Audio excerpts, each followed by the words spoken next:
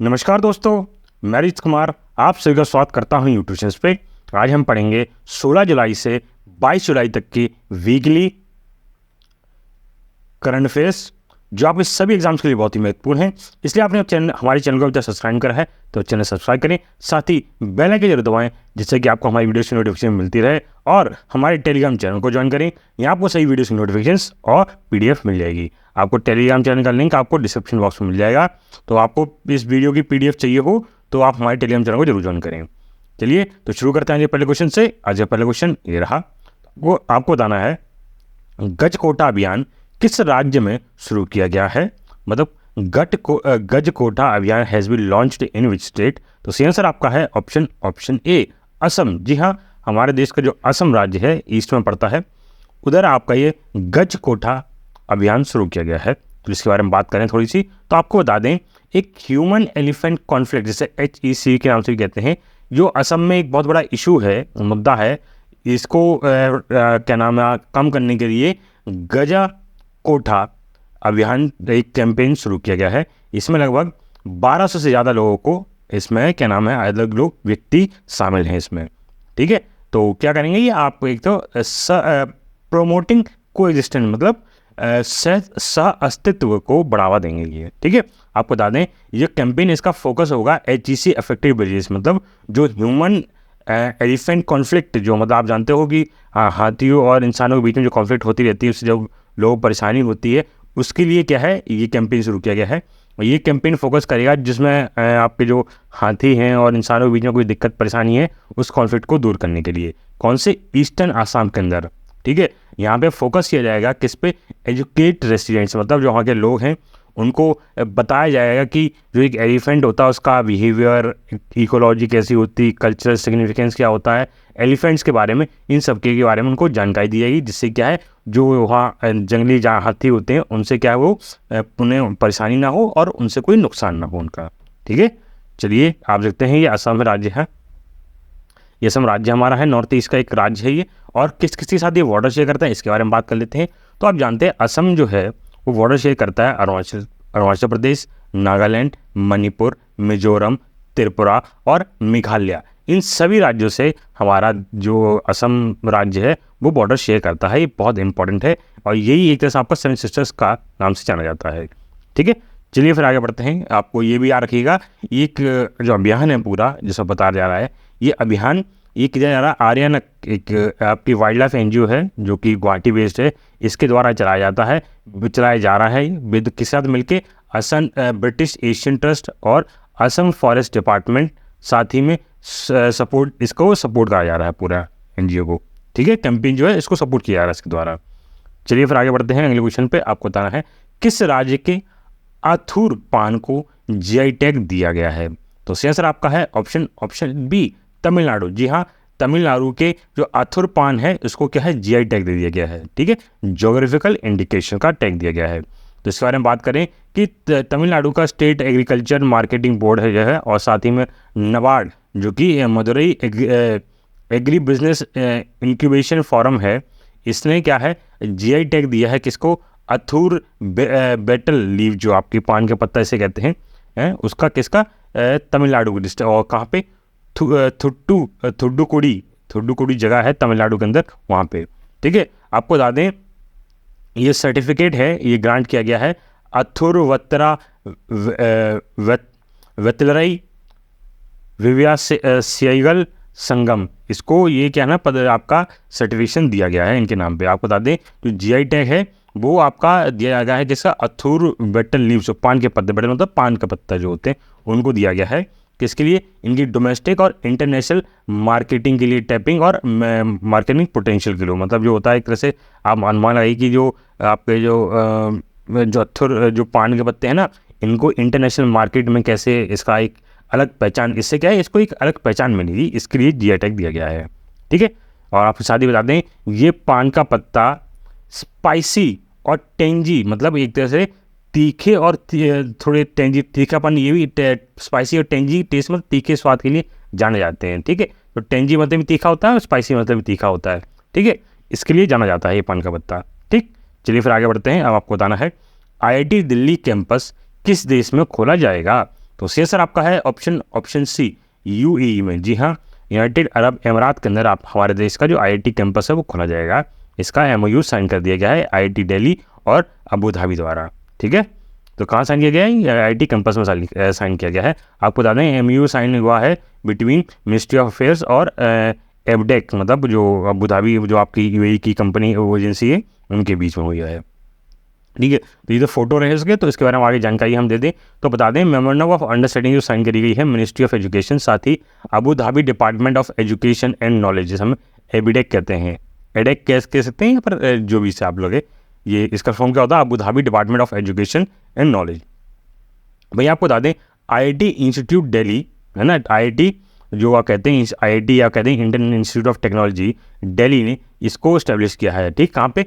इस तरह इसका मतलब एक पूरे मैं आपको बताया कि मैंने इस मोमेंट ऑफ अंडरस्टैंडिंग साइन किया गया है। इसके तहत क्या रहेगा, क्या किया जाएगा कि आईआईटी दिल्ली का ही एक और कैंपस खोला जाएगा। कहाँ? अबू धाबी के अंदर, जो कि यूएई में करता है, यूनाइटेड अरब एमिरेट्स में पड़ता है। ठीक है, चलिए फिर आगे बढ़ते हैं क्वेश्चन पे। आपको बताना है पैरा एथलेटिक्स विश्व चैंपियनशिप 2023 में सचिन खिलाड़ी ने कौन सा पदक जीता है? तो सी सर आपका है ऑप्शन ए स्वर्ण पदक। जी हाँ, फोटो देखते हैं, ये पैरा ओलंपिक प्लेयर हैं, ये इनका नाम सचिन वो आपका क्या नाम है? सचिन खिलाड़ी नाम है इनका।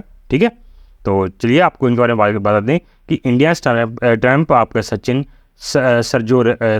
सर्जेराव खिलाड़ी, जो कि इनका पूरा नाम है इनका। ठीक है, इन्होंने क्या है भारत के लिए सेकंड गोल्ड मेडल जीता है, किसमें? Mains shot put F46 category के अंदर।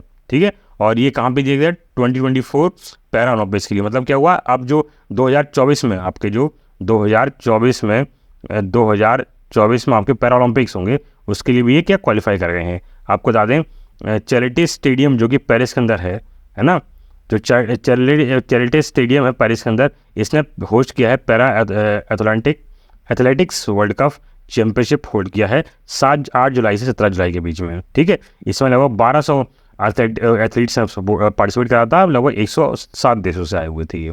आपको बता दें कि इस पूरे उसमें पूरे जो आपका वर्ल्ड चैंपियनशिप हुई थी, पैरा एथलेटिक वर्ल्ड चैंपियनशिप, इसमें भारत ने टोटल 3 गोल्ड मेडल, 2 सिल्वर और 3 ब्रॉन्ज मेडल जीते हैं। मतलब टोटल कितने मेडल हो गए? 8 मेडल हमने इसमें जीते हैं टोटल अभी तक।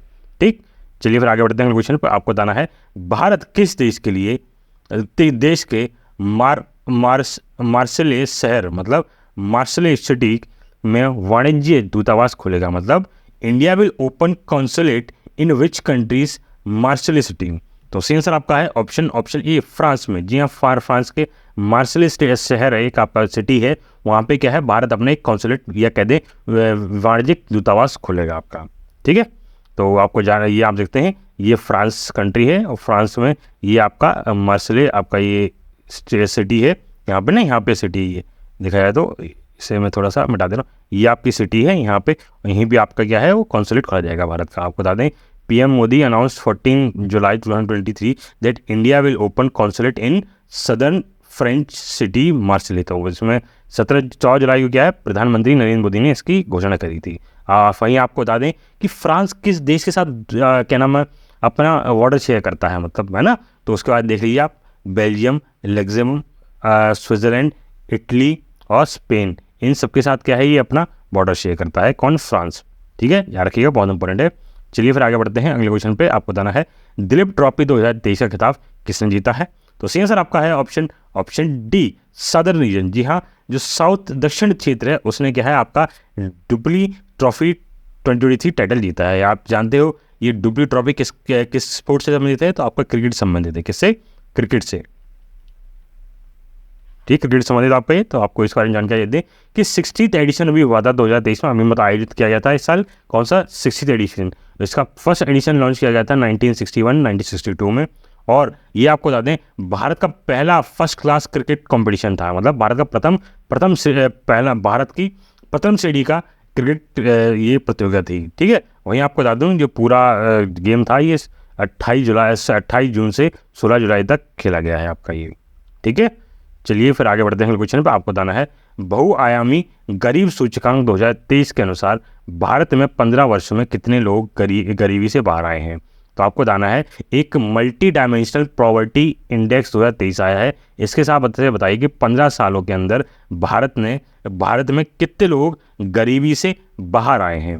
तो सी आंसर आपका है ऑप्शन ए 415 मिलियन, लोग आप मान लीजिए 450 करोड़ 41 करोड़ रुपये लोग जो है वो आपके क्या है गरीबी से बाहर आए हैं, ठीक है, पिछले 15 सालों के अंदर।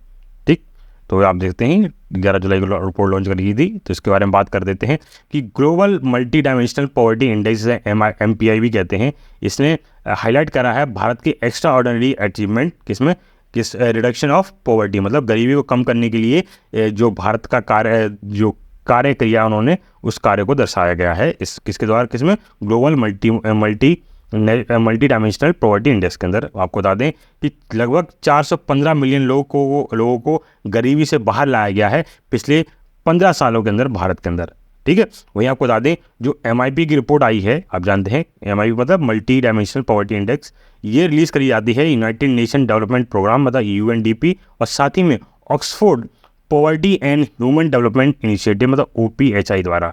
तो इनके द्वारा क्या है ये प्रोग्राम, आपका जो इंडेक्स है वो जारी किया जाता है। ये बहुत इंपॉर्टेंट है क्योंकि कई बार एग्जाम से पूछा जाता है कि ये क्या नाम इंडेक्स किसके द्वारा जारी किया जाता है, ठीक है, तो इसलिए याद रखिएगा। चलिए आपको ये इंडेक्स दिखाया मैंने, इसमें आप देख सकते हैं कि भारत में कैसे आपका पूरा चेंज आया है गरीबी के अंदर, ठीक है।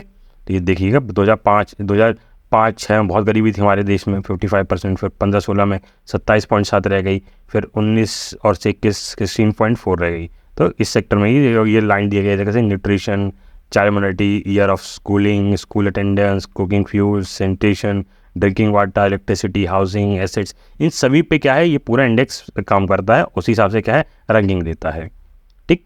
चलिए फिर आगे बढ़ते हैं। आपको बताना है रिश्वत विरोधी प्रथम प्रणाली प्रमाण पत्र प्राप्त करने वाला भारत का पहला सार्वजनिक क्षेत्र उपक्रम कौन सा है।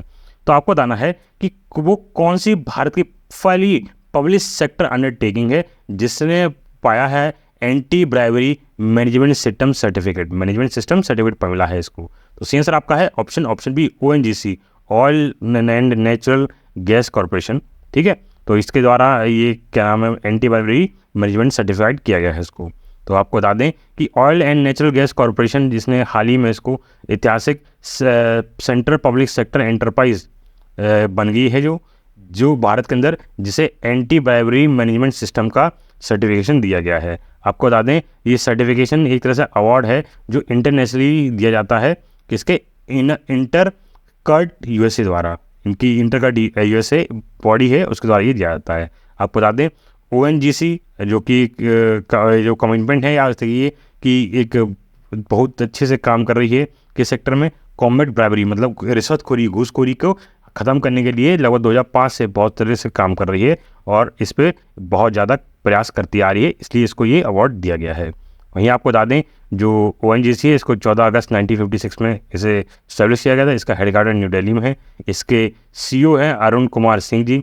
और वहीं आपको बता दें इन नवंबर 2010 government of India granted Maharatna status, तो 2010 में ONGC को महारत्न का स्टेटस भी मिल गया है, ठीक है। और वहीं आपको कुछ और प्लेटफॉर्म थी जैसे IOCL वैसे इसका फॉर्म है Indian oil corporation limited, PGCI मतलब power grid corporation of India, NTPC मतलब नेशनल थर्मल पावर कॉरपोरेशन, ये बाकी फुल फॉर्म है जो दे रखेंगे उसमें, ठीक।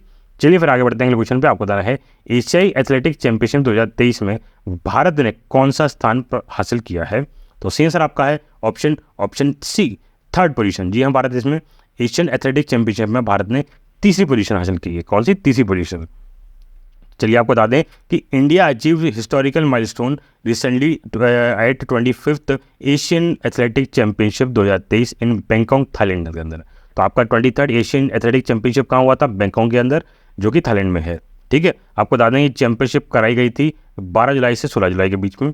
और वही बता दें कि भारत ने लगभग टोटल 27 मेडल जीते हैं जिसमें 6 गोल्ड 12 सिल्वर और 9 ब्रॉन्ज मेडल हैं, ठीक है, क्या रहेगा आपको, इसमें 9 ब्रॉन्ज मेडल हैं। वहीं भारत ने 3री पोजीशन रही है, वह 1st पोजीशन में चाइना और 2री पोजीशन में क्या नाम है जापान रहा है। चलिए फिर आगे बढ़ते हैं अगले क्वेश्चन पर। आपको बताना है बिम्स्टेक विदेशी मंत्रियों की बैठक किस देश में शुरू हुई है।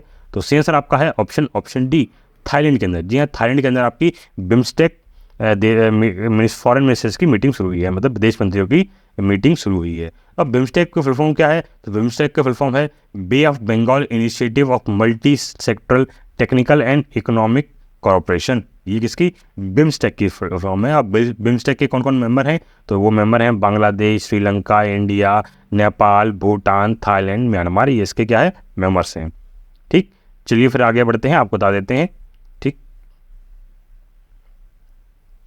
विच state's high court has declared the transgender act as the unconstitutional, मतलब किस राज्य के उच्च न्यायालय ने ट्रांसजेंडर अधिनियम को असंवैधानिक घोषित किया है? तो सही आंसर आपका है ऑप्शन ए, तेलंगाना। जी हाँ, तेलंगाना राज्य जो हाई कोर्ट है उसने क्या है, जो ट्रांसजेंडर एक्ट है उसको अनकॉन्स्टिट्यूशनल घोषित किया है। ठीक है, आपको इस बारे में जानकारी दे दें कि तेलंगाना हाई कोर्ट ने जो तेलंगाना ट्रांसजेंडर एक्ट है इसको असंवैधानिक, ये कहते हैं अनकॉन्स्टिट्यूशनल घोषित किया है। ये बताया एक्ट शुरू हुआ था 1999 में, 1990 में लागू किया गया था। ठीक है, आपको बता दें जो राइट टू प्राइवेसी और right to dignity of transgender person ये आपको दिया जाता था, या कह रहे हैं ये उन दोनों के लिए अपमानजनक माना गया है, इसलिए इसको क्या है, ख़त्म कर दिया गया है, वो अनकॉन्स्टिट्यूशनल बताया गया है इसको। वहीं आपको बता दें ट्रांसजेंडर एक्ट 1919 ये आपको एक तरह से जो अलाउ करता है transgender person to arrested without a warrant, मतलब इसके तहत क्या है, कोई भी ट्रांसजेंडर पर्सन आता है उसको बिना किसी अरेस्ट वारंट के आप गिरफ्तार कर सकते हो ट्रांसजेंडर एक्ट 1919 के तहत। If found in street public place wearing a women's cloth और वेयरिंग वुमेन ज्वेलरीज और सिंगिंग, डांसिंग एंड और पार्टिसिपेटिंग इन पब्लिक एंटरटेनमेंट, मतलब कोई भी व्यक्ति जो फीमेल व्यक्ति है या जो भी व्यक्ति है वो मेल, वो अगर फीमेल कॉस्ट्यूम को पहनता है, उनकी ज्वेलरी पहनता है, पब्लिक प्लेस की बात हो रही है यहाँ पे, ठीक है यार, रखिएगा, पब्लिक प्लेस या स्ट्रीट पे, तो उसे क्या है, बिना किसी अरेस्ट वारंट को गिरफ्तार कर लिया जाएगा। ठीक, चलिए फिर आगे बढ़ते हैं। आपको बताना है गौतम अडानी ने 1600 मेगावाट का गोंडा बिजली संयंत्र किस, मतलब कहते हैं 1600 मेगावाट का गोंडा पावर प्लांट किस देश को सौंप दिया है? तो सही आंसर आपका है ऑप्शन बी, बांग्लादेश को सौंपा। जी हाँ, जो गौतम अडानी है उन्होंने 1600 मेगावाट का गोंडा पावर प्लांट जो है वो अब बांग्लादेश को सौंप दिया गया है, या मान लीजिए उनके देश के प्रधानमंत्री को दे दिया गया है। तो इसके बारे में जानकारी आगे पढ़ते हैं हम। अडानी ग्रुप्स जो चेयरमैन है अडानी ग्रुप के गौतम अडानी, इन्होंने 1600 मेगावाट का गोंडा पावर प्लांट है जो कि बांग्लादेश के प्राइम मिनिस्टर शेख हसीना को दे दिया है। कहाँ पे? ढाका, बांग्लादेश के अंदर। ठीक है, ढाका क्या है, कैपिटल है बांग्लादेश की। वहीं आपको बता दें अडानी पावर इसने साइन किया था कि agreement with Bangladesh power development के साथ, ये डेवलपमेंट बोर्ड के साथ, ये क्या नाम है आपका, एक एग्रीमेंट साइन हुआ था जिसके तहत 1600 मेगावाट का एक electricity generating Gonda power plant बनाया जाएगा, जो कि झारखंड के अंदर बनाया है, झारखंड के अंदर है, वैसे ही बनाया जाएगा। ठीक है, और आपको बता दें ये एग्रीमेंट की जो कंडीशन टर्म्स है वो 25 साल तक की हैं, मतलब 25 साल के लिए एग्रीमेंट किया गया है आपका। वहीं आपको चलिए फिर अगले क्वेश्चन पढ़ते हैं। आपको बताना है IIT रुड़की द्वारा खोसला राष्ट्रीय पुरस्कार, ये कहते हैं खोसला नेशनल अवार्ड, जिसे साइंस में दिया जाता है, किसे सम्मानित किया गया, मतलब IIT रुड़की द्वारा खोसला राष्ट्रीय पुरस्कार से किसे सम्मानित किया गया है? तो सही आंसर आपका है ऑप्शन सी, डॉक्टर कनिष्क विश्वास। यहाँ फोटो देखते हैं डॉक्टर कनिष्क विश्वास को, इनको सम्मानित किया गया खोसला नेशनल अवार्ड से। ठीक है, तो आपको बता दें IIT Roorkee has announced research award 2022 अभी जो दिया है, ये 5 कैटेगरी में दिया जाता है। ठीक है, इसको आगे बताऊंगा मैं। और ये अवार्ड दिया जाता है आउटस्टैंडिंग कंट्रीब्यूशन करियर की, मतलब एक करियर में आपका उत्कृष्ट योगदान देने के लिए ये आपका अवार्ड दिया जाता है।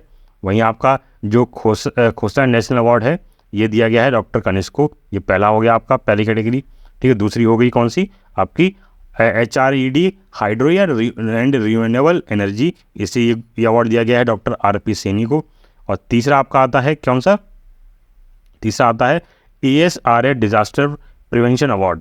ठीक है, ये दिया गया है प्रोफेसर कनुंगो गोपाल जी को, गोपाल राजन जी को दिया गया है। वहीं टेक्नोलॉजी अवार्ड दिया गया है डॉक्टर दीपांकर चौधरी को दिया गया है।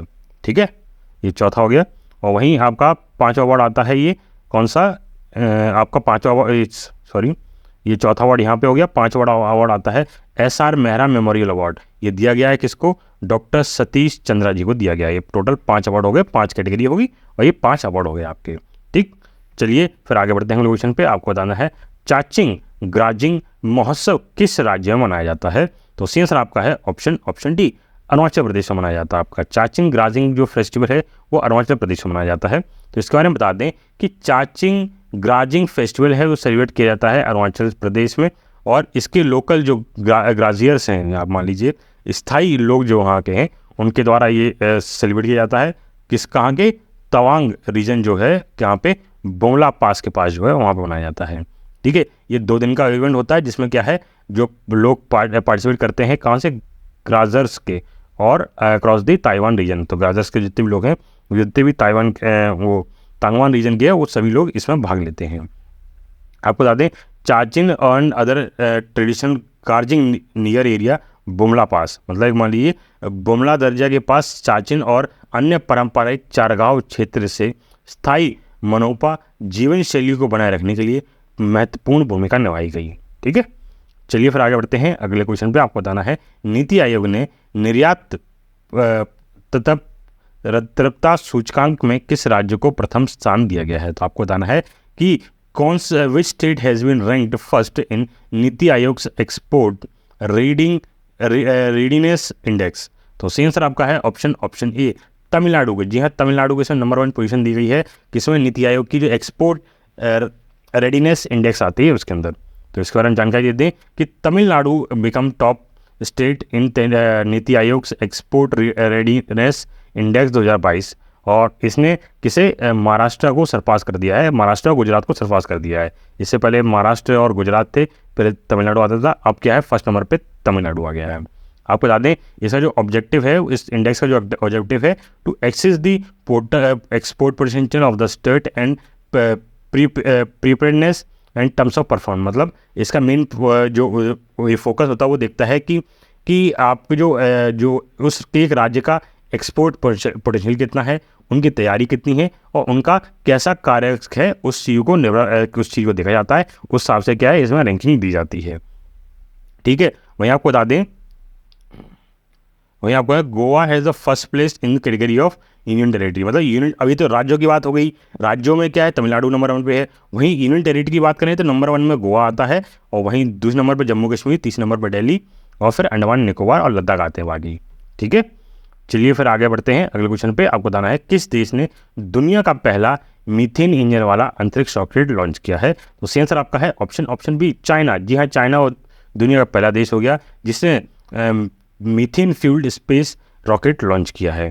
तो इसके बारे में जानकारी दे दें आपको। ये प्राइवेट कंपनी है जिनकी क्या नाम है, जुक 2 नामक एक methane fuelled space rocket launch किया है चाइना की ये प्राइवेट कंपनी ने।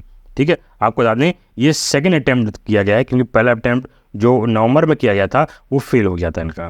ठीक, चलिए फिर आगे बढ़ते हैं अगले क्वेश्चन पे। आपको बताना है रेजर पे ने किस देश में पहला अंतर्राष्ट्रीय भुगतान गेटवे लॉन्च किया है? तो Razorpay has been launch the first international payment gateway in which country?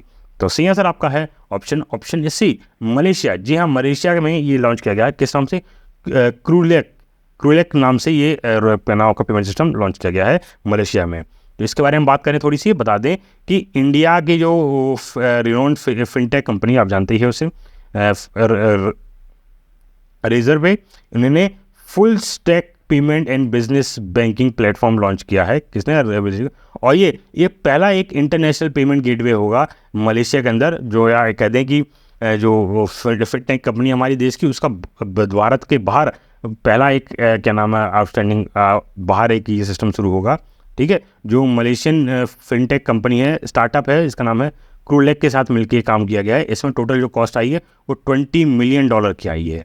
ठीक है, मैं आपको बता दूं रेजर पे के CEO एंड को फाउंडर हैं हरीश माथुर, और CEO को फाउंडर ऑफ क्रूल के हैं जैक लू, और वहीं रेजर पे को फाउंड किया गया था 2013 में।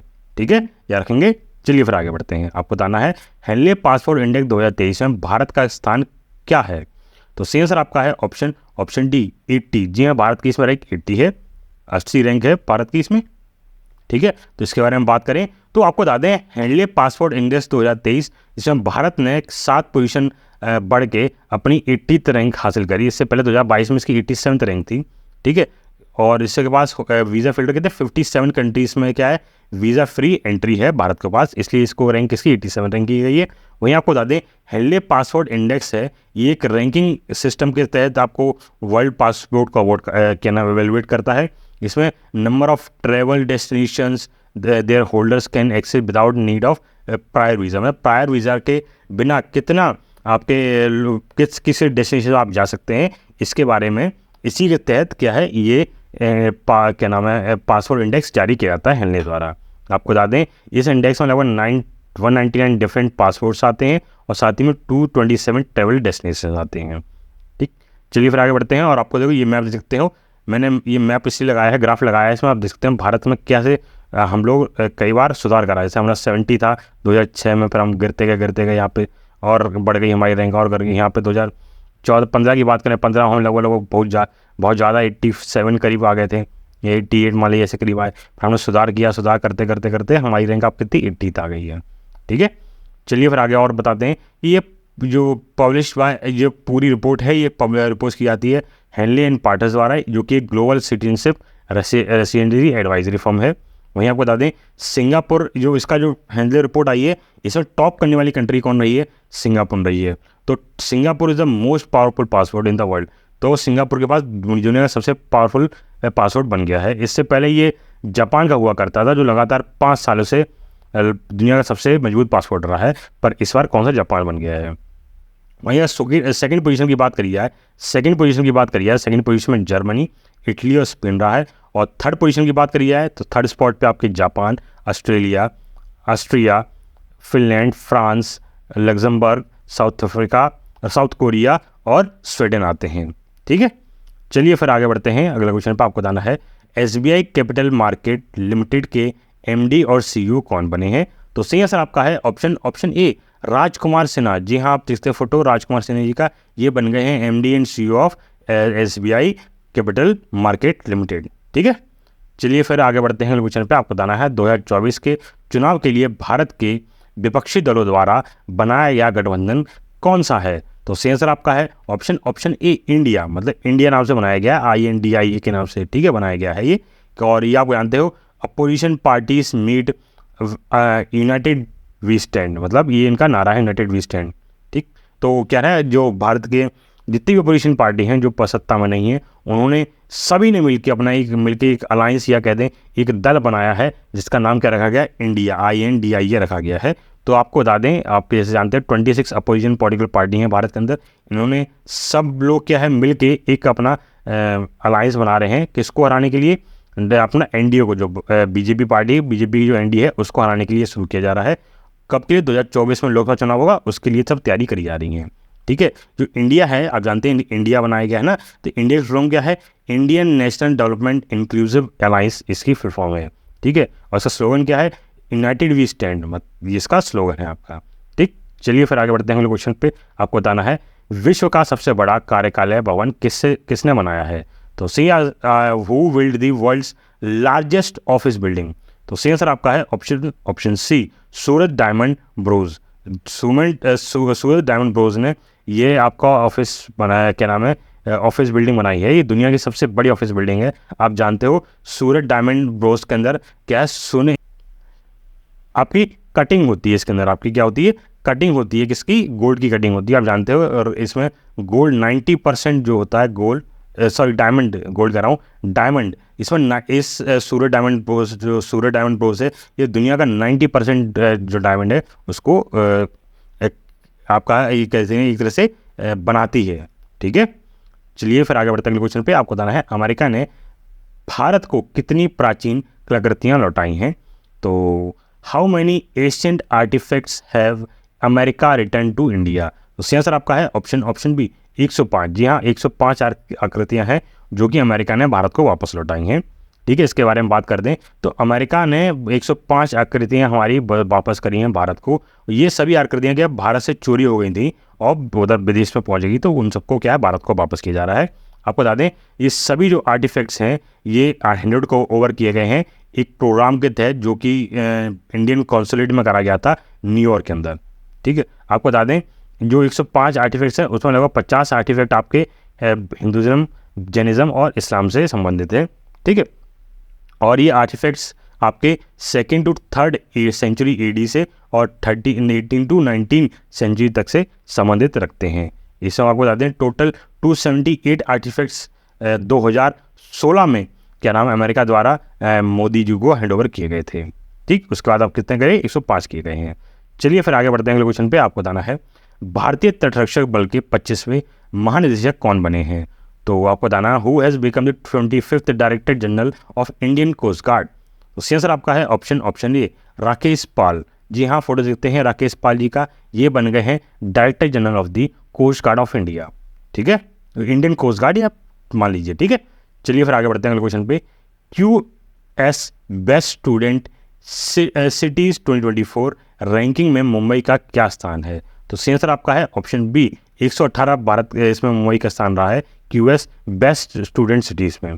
आपको बता दें कि Mumbai has taken rank as the India's as the best Indian city for student in QS best student city 2024 ranking के अंदर। हाउएवर इसकी ग्लोबल रैंकिंग लगभग ड्रॉप गिरी है, तब भी 18 आई है, पर ये पिछले के मुकाबले आपका देखा जाए तो गिरी है। ठीक है, उसके बाद भी इस पर रैंक कितनी है, ये 18 रही है, तब भी भारत में सबसे टॉप पे है। आपको बता दें कि Mumbai emerge is the most affordable Indian city for student and ranked 21st globally in the indicator. तो इसमें क्या है, ग्लोबली इसको 21वीं रैंक मिली थी। चलिए फिर आगे बढ़ते हैं अगले क्वेश्चन पे। आपको बताना है एनी पुरस्कार से किसे सम्मानित किया गया है। तो who has been awarded with the Annie award. तो सी आंसर आपका है ऑप्शन सी थल्ला पिल्ल प्रदीप। आप थल्ला पिल्ल प्रदीप हैं, ये फोटो देखते हैं, इनको सम्मानित किया गया है एनी अवार्ड से।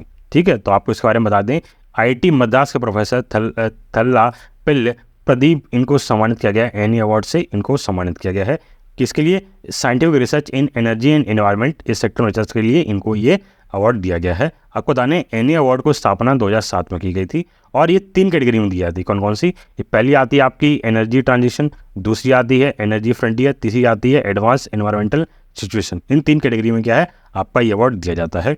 आपको और बता दें इसका जो मेन एम होता है वो होता है प्रमोट करना क्या, recognising unprecedented advice in energy efficiency, renewable energy, decarbonisation और एनवायरमेंटल प्रोटेक्शन। इन सभी कार्यों के लिए अगर आप करते हैं तो इसके लिए ये क्या सम्मान दिया जाता है आपको।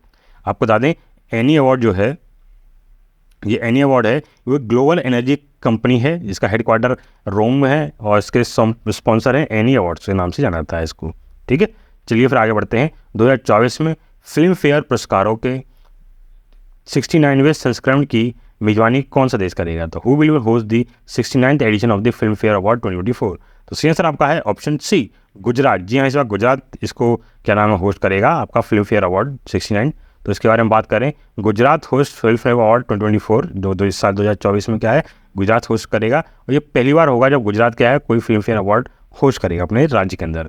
ठीक है, फिल्म फेयर अवार्ड एक एनुअली अवार्ड है जो हर साल दिए जाते हैं और ये अवार्ड दिए जाते हैं हिंदी फिल्म इंडस्ट्रीज़ के लिए दिए जाते हैं। ठीक है, और बता दें ये ऐसे ही ऑस्कर अवार्ड है वो 1954 में पहली बार शुरू हुए थे, times group film fair magazine के द्वारा ये शुरू किए गए थे। ठीक है, ये एडिशनल इन्फॉर्मेशन है, इंपॉर्टेंट है, इसलिए मैंने आपको यहाँ पे बता दिया है। चलिए फिर आगे बढ़ते हैं अगले क्वेश्चन पे। आपको बताना है टाटा सन्स यूरोप की सबसे बड़ी बैटरी सेल गीगा फैक्ट्री किस देश में स्थापित करेगी। तो सी आंसर आपका है ऑप्शन ए यूके में। ठीक है, यूके में करेगा ये स्थापित करी जाएगी क्या बैटरी सेल गीगा फैक्ट्री। ये दुनिया की क्या नाम है यूरोप की लार्जेस्ट फैक्ट्री होगी कंट्री के अंदर। ठीक है, तो इसके बारे में बता दें कि टाटा सन्स के चेयरमैन एन चंद्रशेखर ने बताया है 19 जुलाई को कि यूरोप के अंदर largest battery cell manufacturing factory setup करी जाएगी यूनाइटेड किंगडम के अंदर, यूरोप में यूनाइटेड किंगडम के अंदर। ठीक है, आपको बता दें it produce 40 gigawatts of cell per year, मतलब यहाँ पे क्या है 40 गीगावाट के सेल बनाए जाएंगे हर साल। आपको बता दें इन्वेस्टमेंट इसमें लगभग 4.4 बिलियन पॉइंट्स की इन्वेस्टमेंट लगेगी। यार हिंदी आप रुपये में कन्वर्ट करेंगे तो 14,000 करोड़ रुपीस इसमें लगाए जाएंगे। ठीक है, गीगा फैक्ट्री को एस्टेब्लिश करने के लिए। आपको बता दें ये लार्ज फैक्ट्री होगी जहाँ पे large number of batteries for electrical vehicles बनाई जाएंगी कॉल्ड गीगा फैक्ट्री। इसको क्या कहा जाएगा? गीगा फैक्ट्री कहा जाएगा। ठीक, चलिए फिर आगे बढ़ते हैं अगले क्वेश्चन पे। आप बताना है किस भारतीय बैडमिंटन प्लेयर ने सबसे तेज बैडमिंटन हिट का गिनीज वर्ल्ड रिकॉर्ड बनाया है? तो सी आंसर आपका है ऑप्शन सी, सात्विक राज रेक्की रेड्डी। ठीक है, आप देखते हैं रेक्की रेड्डी, ये फोटो देखते हैं, इनने क्या है एक गिनीज वर्ल्ड रिकॉर्ड बनाया है किसमें? फास्टेस्ट बैडमिंटन हिट, मतलब एक तरह से हिट इतनी तेज मारा कि बहुत तेज स्पीड से गया। ये हिट की स्पीड कितनी थी? तो इसकी स्पीड थी आपकी 565 किलोमीटर पर आवर की हिसाब से हिट मारी थी। इससे पहले ये award Malaysian player ten bone Hyeong इनके पास था, जिन्होंने 493 किलोमीटर पर आवर का हिट मारा था। ठीक है, 2013 के अंदर। पर अब 2023 में किसके नाम पे हो गया? सात्विक राज के नाम पे हो गया। ठीक है, यहाँ कहाँ मारा था? एक कोरियन ओपन चल रहा था, वहाँ पे ये टूर्नामेंट में उन्होंने ये क्या नाम है शॉट मारा, जो जिसे क्या Guinness book of world record में रखा गया है। चलिए फिर आगे बढ़ते हैं। Who has been appointed as the director general of railway protection force, मतलब आरपीएफ के डायरेक्टर जनरल किसे नियुक्त किया गया है? तो सी आंसर आपका है ऑप्शन ए, मनोज पांडे। जी हाँ, मनोज पांडे जी को अपॉइंट किया गया है director general of railway protection force. चलिए फिर आगे बढ़ते हैं। अगला बताना है ग्रामीण आवास न्याय योजना किस राज्य में शुरू की गई है? तो सी आंसर आपका है ऑप्शन सी, छत्तीसगढ़। जी हाँ, छत्तीसगढ़ के अंदर आपकी ग्रामीण आवास योजना नव्य योजना शुरू करी गई है। ठीक है, न्याय योजना 2023 शुरू करी गई है। ठीक है, न्याय योजना होगा। चलिए फिर आगे बढ़ते हैं। आपको बता दें ये जो छत्तीसगढ़ के सीएम है भूपेश बघेल जी, इन्होंने ग्रामीण आवास न्याय योजना शुरू की गई 19 जुलाई को शुरू कर दी है। यहाँ के तहत क्या है? फ्री हाउसिंग फैसिलिटी प्रोवाइड की जाएगी वहाँ के गरीबों के लोगों को। अब किन को कराई जाएगी? ये उन लोगों को कराई जाएगी जो पीएम आवास योजना के तहत नहीं आते हैं।